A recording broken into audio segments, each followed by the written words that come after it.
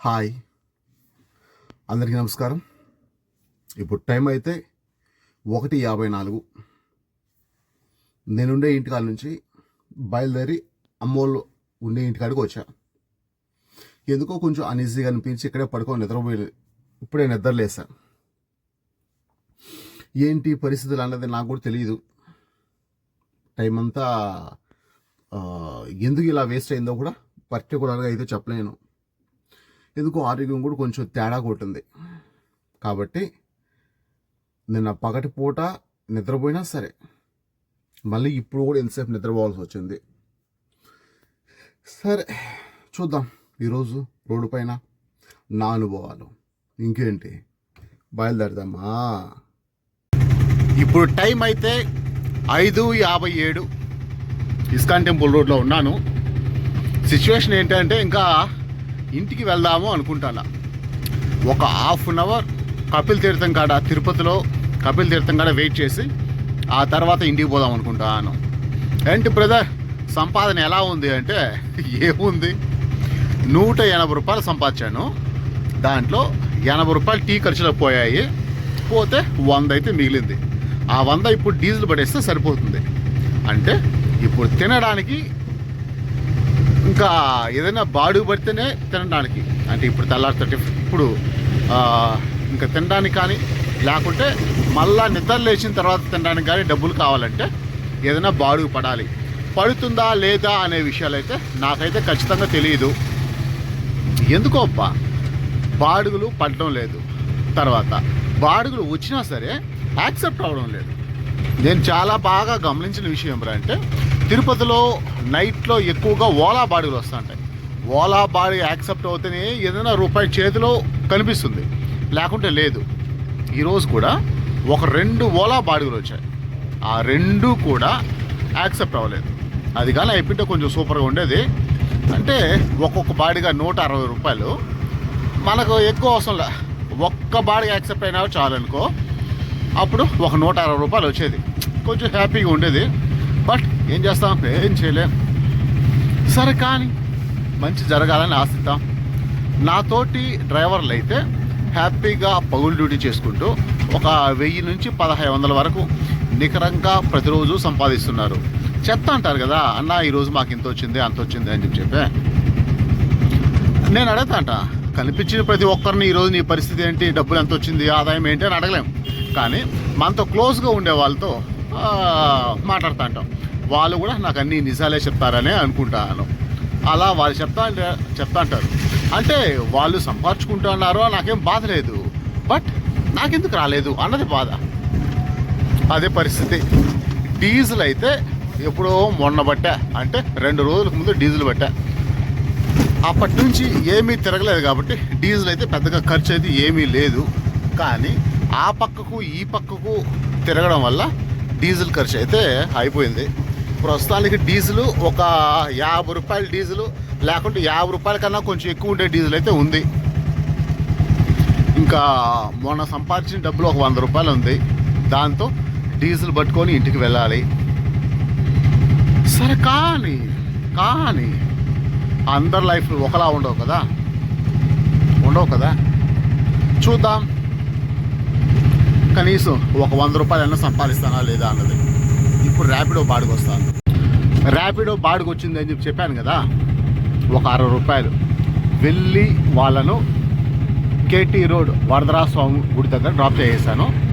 Drop distance 1 kilometre, అంటే 1 kilometre బాడుగులో నాకు వచ్చింది 60 రూపాయలు.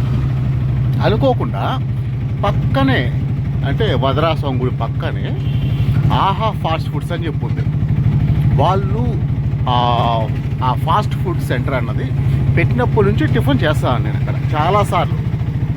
వాళ్ళ దగ్గర నాకు వచ్చిందన్న రవ్వ దోశ అయితే చాలా బాగా నచ్చుతుంది. కానీ ఒకప్పుడు పెద్దగా ఉన్నటువంటి షాపు వాళ్ళు కొంచెం చిన్నదిగా చేసేసారు. అప్పటి నుంచి నాకు ఇంకా ఆటో పెట్టడానికి ప్లేస్ లేకపోవడం, ఎందుకో వేరే రుచులు చూడటం వల్ల వాళ్ళ దగ్గరికి పోవడం ఆపేశారు. ఈరోజు వరదరాజస్వామి గుడి కాడ ఈ లేడీని డ్రాప్ చేసి కొంచెం ముందుకు పోయే కొద్దికి కొంతమంది టిఫిన్ చేస్తున్నారు. దాన్ని చూసే కొద్దికి ఆకాశంలోకి ఎగిరినంత హాయ్ అనిపించింది. ఏంటి వాళ్ళు టిఫిన్ చేసి చూస్తేనే ఆకాశంలోకి ఎగిరినంత హాయి అనిపిస్తుంది. అంటే ప్రతిరోజు నైట్ డ్యూటీ చేస్తూ ఉంటాను కదా, తెల్లవారే కొద్దికి ఆకలి వస్తుంది. ఆ టైంలో ఏదైనా తినాలనిపిస్తుంది.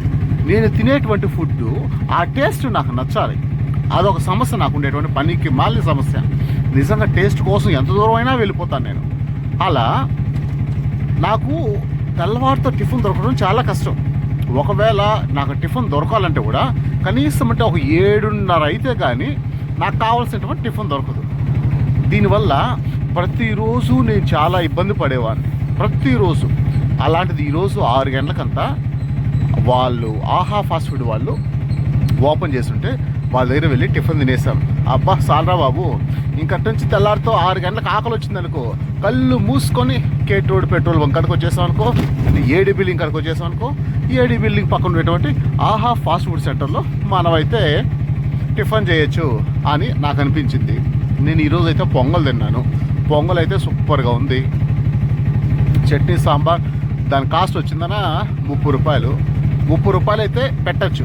నేను తిరుపతిలో చాలా రకాల ఫుడ్లు చాలా ఎక్కువ ప్లేస్లో నేను రుచి చూస్తుంటాను కాబట్టి ఆ అన్ని రుచులు చూడడం వల్ల నేను ఖచ్చితంగా చెప్పగలను 30 రూపాయలు పెట్టయితే వాళ్ళ దగ్గర పొంగల్ తీసుకోవచ్చు అని. అది సంగతి. ఇది మన కపిల్ తీర్థం తిరుమల కొండ. ఇక్కడెక్కడ దారి లేదు. కటింగ్ ఓకే ఏడుందా. ఈ పక్క వస్తే యూటర్న్ తీసుకోవాలంటే వీడికి రావాలన్నమాట. ఒక్కొక్కసారి ఈ కపిల్ తీర్థం టెంపుల్ కాడ ఫుల్గా రష్ ఉంటే పూర్తిగా దారి క్లోజ్ చేసేస్తారు. యూటర్న్ తీసుకోవాలంటే ఇక్కడ నుంచి మళ్ళీ ఇంకో కిలోమీటర్ పోతే అక్కడ దాన్ని ఏమంటారబ్బా దివ్యారామం పార్క్ ఉంది. దివ్యారామం పార్క్ దగ్గర యూటర్న్ తీసుకునే అవకాశం ఉంది. అదే పరిస్థితి. ఇప్పుడు ఏం జరిగిందంటే నేను వీడియో తీసుకుంటా ఉన్నా. కరెక్ట్గా అదే టైంలో అంటే 1 నిమిషం వీడియో రికార్డింగ్ స్టార్ట్ చేసిన తర్వాత సడన్గా ఓలాలో 266 రూపాయలు బాడుగు వచ్చింది. నేనైతే నొక్కా, 2-3 సార్లు నొక్కా, నాకైతే యాక్సెప్ట్ అవ్వలేదు. అది కానీ ఒకవేళ వచ్చి ఉంటే అదొక 260 ఎయిర్పోర్ట్ బాడుగా, రిటర్న్ వచ్చి ఉంటే మళ్ళీ ఒక 260 ఓపిక్గా ఒక 500 రూపాయలు అయితే ఆదాయం వచ్చేది. కానీ ఏం చేస్తాం, ప్రాప్తం లేదు. దానివల్ల ఆ బాడుగ అయితే మిస్ అయింది. చూస్తాను ఇంకొక అరగంట, ఏమన్నా వస్తే హ్యాపీ, లేకుంటే ఏం చేస్తాం అని బాధపడుకుంటా ఇంటికి వెళ్ళిపోవడమే. అంతే అంతే అంతే.